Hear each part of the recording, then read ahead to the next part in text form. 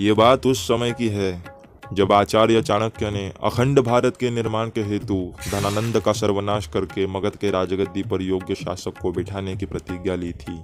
इस कार्य को अंजाम देने के लिए उन्होंने मगध के ही चंद्रगुप्त नामक एक लड़के का चुनाव कर उसे उचित शिक्षा, नीति कुशलता और युद्ध कौशल्य में पारंगत बना दिया था।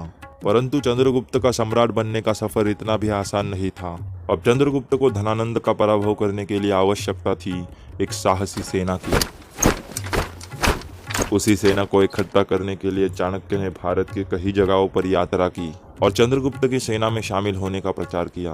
भरपूर प्रयास और परिश्रम के बाद बड़ी तादाद में एक सेना इकट्ठा हो गई। अब चाणक्य को जीत साफ साफ नजर आ रही थी और यही उनसे एक बड़ी गलती हो गई। कहते हैं कि अपने दुश्मन को कभी कमजोर नहीं समझना चाहिए। चंद्रगुप्त ने चाणक्य के नेतृत्व में मगध पर आक्रमण किया, लेकिन मगध की शक्तिशाली सेना के आगे चंद्रगुप्त की सेना अधिक समय तक नहीं टिक पाई। चाणक्य की योजना विफल हो गई।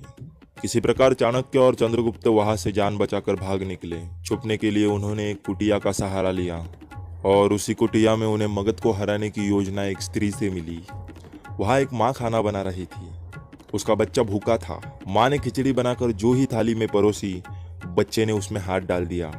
खिचड़ी अधिक गर्म होने के कारण बच्चे का हाथ जल गया। माँ ने कहा, तू भी चाणक्य की तरह बेवकूफ है। किनारे का भाग ठंडा होता है, उसे पहले खाना चाहिए था। चाणक्य ने इस वाक्य को सुना तो उनके दिमाग में यह बात घूमने लगी। वो उस माता के पास चले गए और पैर छूकर उनका इस शिक्षा के लिए आभार व्यक्त किया। पुनः नई रणनीति बनाई जिसमें मगध के बाहरी कमजोर राज्यों को प्रभावित करने का तथा जीतने का कार्य आरंभ किया। इस प्रकार एक स्त्री के शब्दों से प्रभावित होकर इसी रणनीति को अपनाकर देखते ही देखते उन्होंने मगध को भी जीत लिया।